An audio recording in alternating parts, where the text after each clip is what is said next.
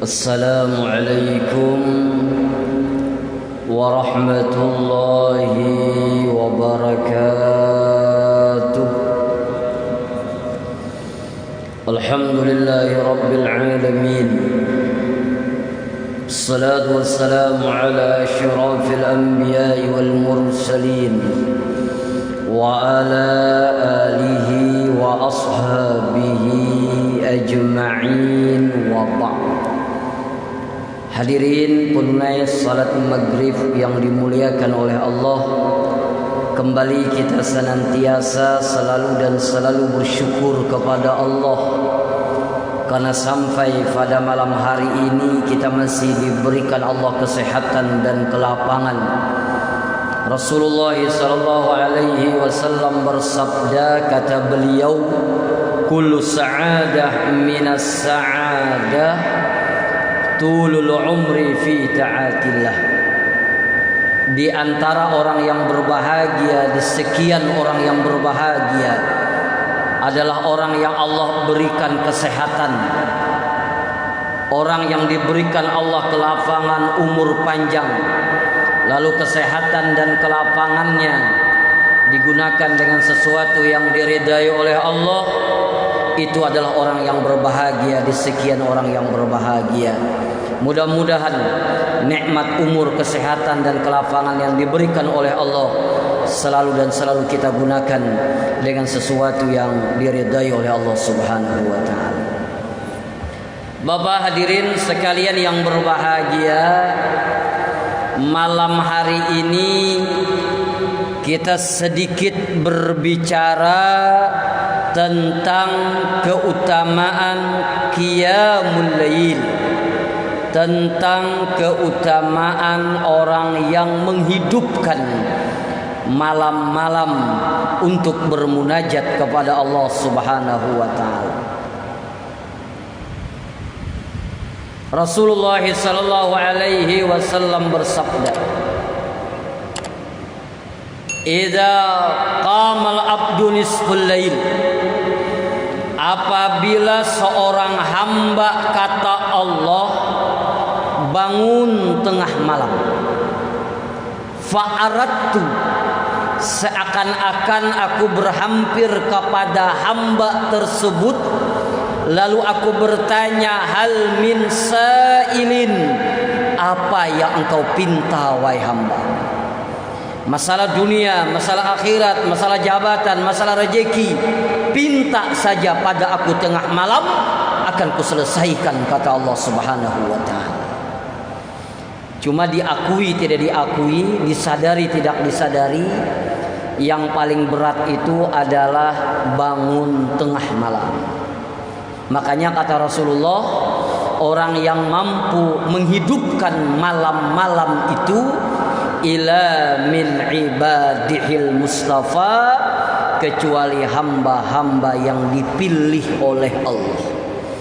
Kalau tidak dipilih oleh Allah, berat bangun tengah malam.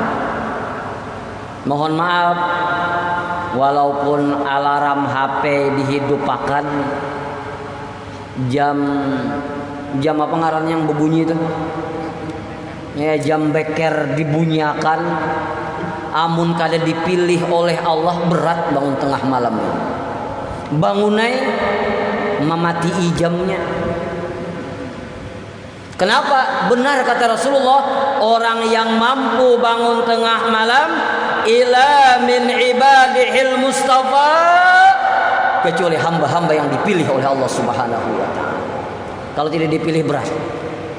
Dan ulun yakin yang hadir di sini insyaallah bangun malam. Cuma bakami. Tugin kadang-kadang salah simbur, ya Allah. Bisa tersimbur kalan tuhut tuh. Makanya ada cerita, sedikit ulun bercerita. Ada dua orang sahabat. Yang pertama adalah Abdullah bin Umar. Yang kedua adalah Ubaid bin Umair.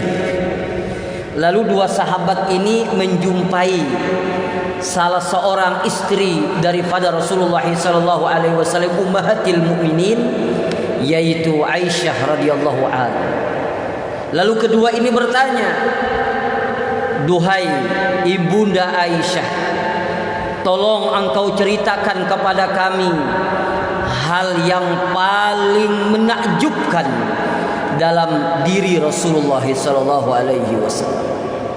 Mendengar pertanyaan ini, Siti Aisyah tidak bisa menahan rindunya kepada Rasulullah. Maka dia terkenang dengan orang yang ia cintai dan orang yang ia sayangi. Maka seketika itu Siti Aisyah menangis. Bahkan menurut riwayat pipinya basah karena air matanya. Lalu di antara isak tangisnya Siti Aisyah mengatakan, duhai sahabat Rasulullah, sungguh dalam diri Rasulullah semuanya menakjubkan. Tapi saya pengen menyampaikan sesuatu yang menakjubkan dalam diri Rasulullah sallallahu alaihi wasallam. Pernah suatu saat, kata Siti Aisyah, tatkala aku telah berbaring dengan Rasulullah sallallahu alaihi wasallam, kulitku sudah bersentuhan dengan kulitnya Rasulullah sallallahu alaihi wasallam. Ketika itu Rasulullah minta izin kepadaku untuk bermunajat kepada Allah Subhanahu wa taala. Maka aku bilang, ya Rasulullah, aku pengen bersamamu ya Rasulullah, dan aku sudah siap melayanimu ya Rasulullah. Tapi saat itu, kata Siti Aisyah, Rasulullah tetap bangun mengambil air wudhu. Maka aku saksikan, kata Siti Aisyah, Rasulullah bermunajat kepada Allah, salatnya begitu lama, berdirinya sambil dalam keadaan menangis. Beliau sujudnya begitu lama dalam keadaan menangis. Beliau bermunajat kepada Allah dalam keadaan menangis. Bahkan menurut riwayat selesai beliau salat, lalu kata Siti Aisyah, Rasulullah berbaring ke sebelah kanan seperti orang yang dimasukkan ke liang kubur itu. Lalu saya saksikan, kata Siti Aisyah, air mata Rasulullah yang suci membasahi tempat hijir beliau salat. Menjelang subuh, datanglah Bilal bin Rabah ingin membanguni Rasulullah sallallahu alaihi wasallam. Tatkala pengen dibanguni, Bilal bin Rabah melihat Rasulullah dalam keadaan menangis. Karena Rasulullah dalam keadaan menangis, orang yang ia cintai dalam keadaan menangis, maka seketika itu Bilal bin Rabah pun ikut menangis. Maka di antara isak tangisnya Bilal bertanya, lima tabki ya Rasulullah? Apa yang menyebabkan engkau menangis wahai Rasulullah? Bukankah dosa engkau dulu dan yang akan datang diampuni oleh Allah? Bukankah engkau orang yang dijamin masuk ke dalam surga? Maka kata Rasulullah, apalah aku abdan syakura, tidakkah aku menjadi hamba yang pandai bersyukur? Dijamin masuk ke dalam surga, diampuni dosanya dulu dan yang akan datang, tapi bermunajat di tengah malam dalam keadaan menangis. Bahkan menurut riwayat sampai kaki beliau pecah. Kenapa? Karena begitu qiyamul lail di tengah malam bermunajat kepada Allah Subhanahu wa taala. Makanya menurut sebahagian ulama, paling tidak ada 10 macam keistimewaan orang yang qiyamul lail. Jadi bila kita kawa menggawi sembahyang malam, walaupun kada usah banyak, ya 20 rakaat lah, itu banyak benar ya Allah lah. Walaupun hanya 2 rakaat, ditutup dengan witir 1 rakaat, kita sempatkan untuk bermunajat kepada Allah, maka dia akan mendapatkan 10 macam keistimewaan. Yang pertama, matradatun liddai anil jasadi. Orang yang selalu bangun malam, yang pertama keistimewaannya akan tertolak daripada penyakit yang menimpa batang tubuhnya. Jadi bila orang itu istiqamah bangun malam, insya Allah dihindarkan oleh Allah daripada penyakit yang mana? Yang mengganggu beribadah kepada Allah. Inya ada penyakit tuh yang bisa membuat kita lupa dengan Allah tuh, ada tuh. Apa contohnya? Penyakit yang membuat kita lupa dengan Allah, membuat kita terhalang untuk beribadah kepada Allah, membuat kita terganggu untuk beribadah kepada Allah. Apa tuh penyakitnya tuh? Apa? Salah kata Bapak? Kalau kami menyambat pikun alias lali, yang behera sembarangan, bakami sembarangan, amun bakantut sudahnya ngintuk ada pikun gin sembarangan dah. Nih, bila orang bangun malam, insya Allah terhindar daripada penyakit yang mengganggu ibadah kepada Allah. Makan gancang, awak sehat, tapi lupa. Ya tadi behera sembarangan, bakami sembarangan, itu mengganggu ibadahnya kepada Allah. Atau memiliki penyakit yang membuat dia malas untuk beribadah kepada Allah. Jadi bila orang itu istiqamah beribadah kepada Allah di tengah malam, insya Allah akan dihindarkan oleh Allah daripada penyakit yang mengganggu dia, menghalangi dia untuk beribadah kepada Allah Subhanahu wa taala. Ini ada orang garing, tapi garingnya tidak mengganggu ibadahnya kepada Allah. Ada orang yang sakit, tapi sakitnya tidak mengganggu ibadahnya kepada Allah. Tapi ada juga orang hanya sakit sedikit, sudah parah ya sembahyang maghrib. Itu ngarannya mengganggu ibadahnya kepada Allah. Makanya ulun ada membaca di dalam kitab Bidayatul Hidayah, ya, salah satu yang membuat orang itu bisa majnun, bisa pikun, bisa lali di hari tuanya, salah satunya adalah orang yang tidur selesai salat asar. Makanya guring habis sembahyang asar itu hukumnya makruh. Kenapa makruh? Di dalam kitab Bidayatul Hidayah menyebabkan orang itu kena mangalilu di hari tuanya. Mun inya sekali-sekali kada apa-apa. Misalnya seminggu itu 5 kali. Untuk ada sekali-sekali tiap hari. Jadi yang pertama, orang yang qiyamul lail insyaallah akan ditolak oleh Allah daripada penyakit, daripada batang tubuhnya yang mengganggu ibadahnya kepada Allah. Yang kedua, orang yang bangun tengah malam walaupun hanya 2 rakaat saja istiqamah. Yang kedua, alamatun hubbillahu lahu. Alamatun hubbillahi lahu. Ciri orang yang dicintai oleh Allah. Kalau Allah sayang dengan hambanya, kalau Allah cinta dengan hambanya, maka Allah ringankan hambanya untuk bangun tengah malam bermunajat kepada Allah Subhanahu wa taala. Jadi salah satu ciri orang yang dicintai oleh Allah itu nyaman beribadah di tengah malam. Makanya di dalam surah Az-Zariyat ayat 15 termasuk ciri-ciri sifat-sifat orang yang bertakwa, kanu qalilan minal laili ma yahja'un. Mereka sangat sedikit tidurnya di waktu malam. Jadi yang kedua, beribadah di tengah malam, qiyamul lail adalah termasuk orang-orang yang dicintai oleh Allah Subhanahu wa taala. Lalu selanjutnya, orang yang ketiga,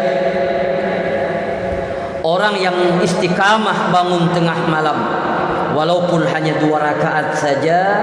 Yang ketiga, nairul raja wal amnu mimma yakhaf. Bahwasanya tercapai apa yang dia cita-citakan dan aman dipelihara oleh Allah dengan apa yang dia takutkan dalam hidupnya. Jadi orang yang bangun tengah malam, insya Allah apa yang dia hajatkan, apa yang dia cita-citakan akan dikabulkan oleh Allah dan akan dipeliharakan oleh Allah dengan apa yang dia takutkan dalam hidupnya. Jadi mun handak hajat dikabulkan oleh Allah, keinginan kita insya Allah diijabah oleh Allah, sempatkan bangun tengah malam. Nailur raja, dia akan mendapatkan apa yang dia harapkan, dan insya Allah akan dijaga oleh Allah dengan apa yang dia takutkan dalam hidupnya. Apa dicita-citakan, hendak sehat, insya Allah disehatkan oleh Allah. Hendak murah rezeki, insya Allah dimurahkan Allah rezekinya. Hendak anaknya saleh dan salehat, insya Allah akan dikabulkan oleh Allah. Selama apa? Selama dia mampu istiqamah qiyamul lail. Dan sekali lagi ini berat. Ngalih ini amalan ngalih. Karena nyamanannya buring. Ini kita ini kadang-kadang mohon maaf, permintaan banyak benar, cerewet permintaan, hendak sugih, hendak murah rezeki, hendak sehat, subuh malayur, apalagi mun tahajud. Jadi mun hendak apa yang kita harapkan diijabah oleh Allah, dan apa yang kita takutkan akan dijaga oleh Allah, salah satunya adalah qiyamul lail. Lalu yang keempat, matradatun anil jin, orang yang istiqamah bangun tengah malam, insya Allah akan dipeliharakan oleh Allah daripada jin. Kemarin ulun ceramah di jalan apa ngaran itu? Jalan apa? Ayo kada usahin, kada ingat diopian lah. Daerah Bukit Kaminting tuh nah. Jadi tuan rumahnya batakun lawan ulun, Ustadz, yang kayak apa cara mau usir jin dari rumah nih, menyuruh jin nih berjauh. Jadi ulun jawab, julun kontrakakan barak. Serius dia. Jadi julun kenapa garang? Jadi ujar sidin, tukang yang menggawi rumah ini tukang yang menggawi rumah ini kadang-kadang masuk siang hari itu bisa berduduk di kamar itu, tapi kada jelas. Bahkan sering dia sidin kaligrafi di ruangan tamu itu bemereng, beturun sorangan itu nah, kena beturun benaik. Jadi ulun tak baca kitab ini. Jadi julun salah satunya insya Allah yang bisa menolak jin itu orang tuan rumahnya rancak-rancak qiyamul lail. Artinya apa? Bila sahibul bait apa dengan Allah, apalagi dia qiyamul lail, senang bangun tengah malam, insya Allah jinnya berjauhan. Kayak apa jin kada hibak di rumah?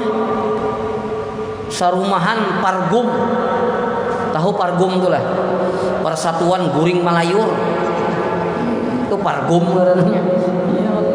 Yang abahnya Malayur, yang mamanya Malayur, yang anaknya Taliur, itu sarumahan Pargum, Persatuan Guring Malayur. Ya jin 4 juga Malayur di situ tuh.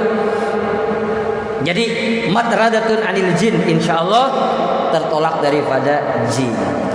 Lalu selanjutnya yang kelima, keistimewaan orang yang qiyamul lail adalah syaraful mukmin. Ini adalah kemuliaan orang yang beriman. Jadi kalau pengen derajat kita diangkat oleh Allah, mendapatkan kemuliaan di dunia dan di akhirat, maka salah satunya adalah qiyamul lail akan mendapatkan syaraful mukmin. Ini adalah kemuliaan orang-orang yang beriman. Lalu yang keenam adalah manhatun anil ismi, orang yang istiqamah qiyamul lail insya Allah akan tertegah daripada melakukan dosa. Jadi kalau orang itu istiqamah bangun tengah malam, insya Allah salatnya itulah yang menjadi perisai dia untuk tidak melakukan dosa. Jadi bila hendak menggawi dosa itu kada tagawi, Bila hendak menggawi dosa, ingat dengan Allah. Apabila hendak menggawi maksiat, kada tagawi bermacam-macam halangannya. Kenapa? Dipelihara oleh Allah. Kenapa? Karena dia istiqamah bangun di tengah malam. Jadi sekira kita ini nyaman beribadah, takut, insyaallah ringan beribadah kepada Allah, takut berbuat maksiat kepada Allah, insyaallah akan dipeliharakan oleh Allah. Salah satunya adalah qiyamul lail, yaitu mengamalkan bangun tengah malam. Lalu selanjutnya, orang yang senang qiyamul lail, selanjutnya qurbatun minallahi ta'ala, dia dekat dengan Allah Subhanahu wa ta'ala. Nah, kalau parak lawan Allah nih nyaman benar. Allah dekat dengan kita karena yang memberikan rezeki adalah Allah, yang mengabulkan hajat kita adalah Allah, yang menggenggam dunia ini adalah Allah. Tatkala kita dekat dengan Allah, maka hidup kita akan mudah dan akan dimudahkan oleh Allah Subhanahu wa taala. Kada usah pian parak lawan orang yang memiliki segala-galanya, lawan Allah. Parak lawan orang sugih jin nyaman hidupnya. Yang orang sugih kada pamalar lah. Ini ada juga orang sugih itu pemalar. Parak lawan orang sugih jin lawan orang baikan nyaman. Parak lawan bupati nyaman. Parak lawan camat nyaman. Apalagi dekat dengan orang yang maha segala-galanya, menggenggam kekuasaan di langit dan di bumi. Tatkala kita meristiqamahkan qiyamul lail, insyaallah kita menjadi orang yang dekat dengan Allah Subhanahu wa taala. Dan yang terakhir, orang yang qiyamul lail, yang terakhir adalah takbirus sayyiat. Insyaallah dosanya akan dihapus oleh Allah Subhanahu wa taala. Apabila kita dosa kita dihapus oleh Allah, apabila dosa kita dihilangkan oleh Allah dengan sebab kita qiyamul lail, hati kita akan dibukakan oleh Allah, gemar beribadah kepada Allah. Tatkala hati kita dibukakan gemar beribadah kepada Allah, maka disitulah kita akan mendapatkan halawatul ibadah, manisnya ibadah dan lezatnya ibadah. Mudah-mudahan kita semua dibukakan hati oleh Allah, gemar beribadah kepada Allah, bisa menghidupkan malam-malam kita dengan qiyamul lail. Terima kasih. Silahkan kalau ada pertanyaan ulun jawab. Terima kasih. Assalamualaikum warahmatullahi wabarakatuh. Silahkan kalau ada yang ditanyakan. Isa masih belum kelola? Silahkan. Silahkan.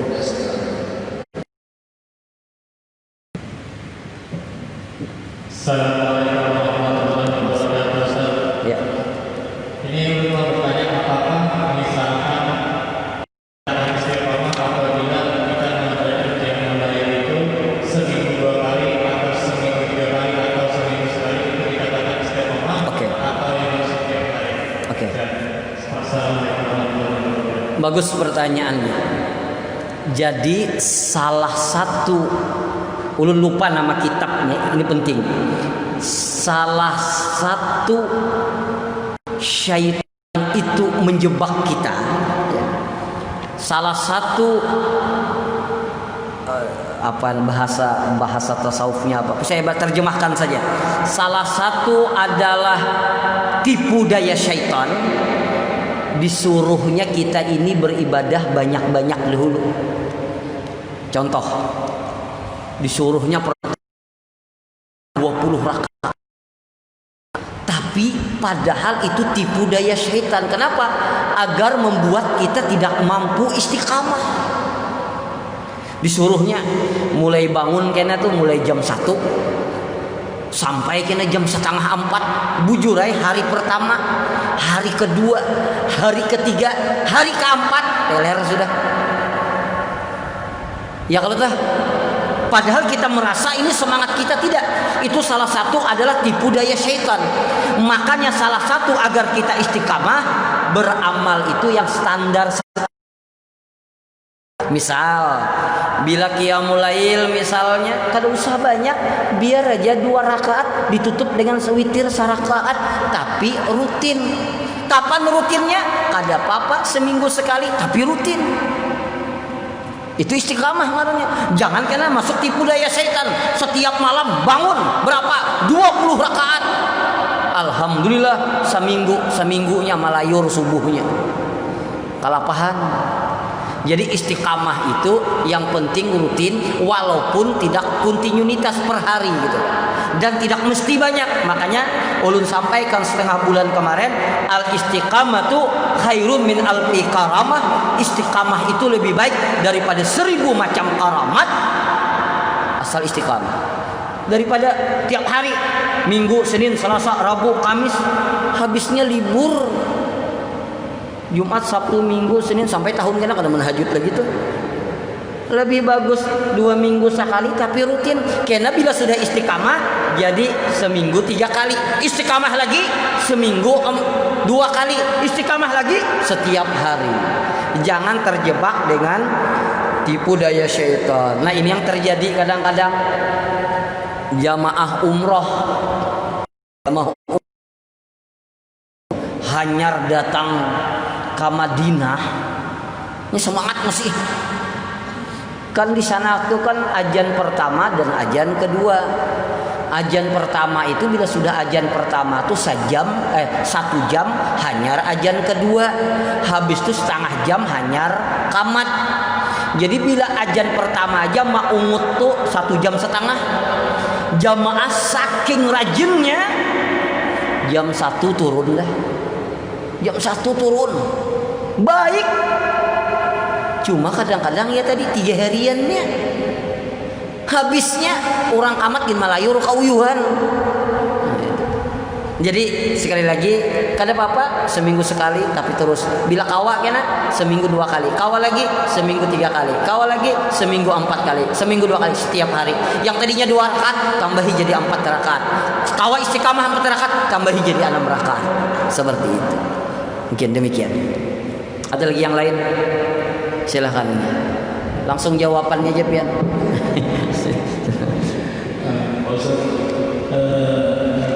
Rasulullah itu dari Aisyah bahwasanya Rasulullah itu melakukan sholat malam hanya maksimal 11 rakaat, yaitu 8 rakaat sholat malamnya, sholat tahajudnya 3 rakaat sholat duha. Tadi kata Ustaz bisa sampai 20. Iya. Oke. Yang kedua, ini tadi cara mengusir setan. Saya menanyakan bahwa itu dijelaskan oleh salah seorang ustaz, itu baca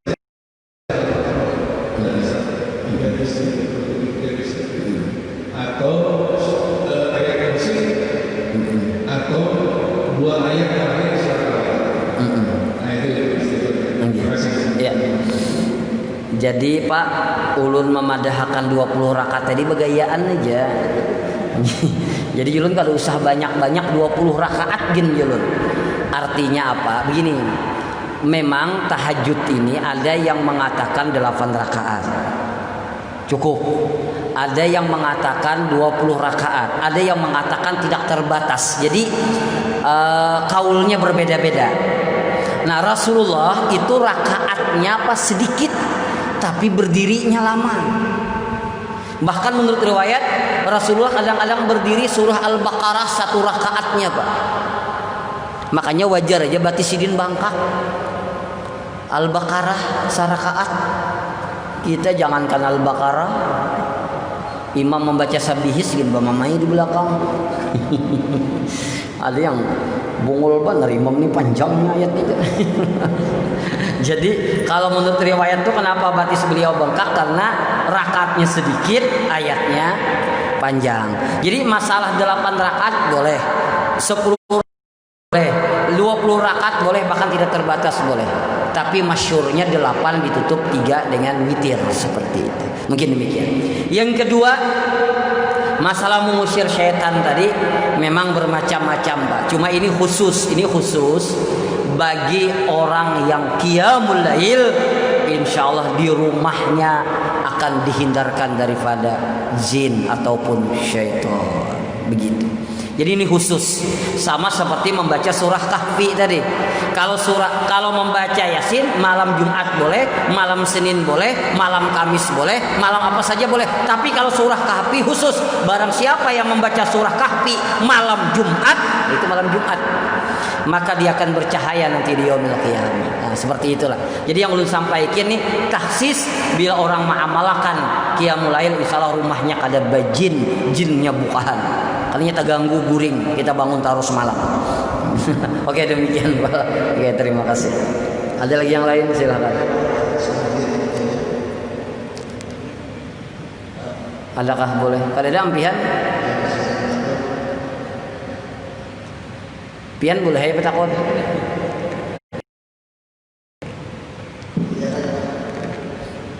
Ada jamaah yang dilakukan, adakah? Barangkali ada pertanyaan mana kuni ukuran kupiah ustad lah, barang aja.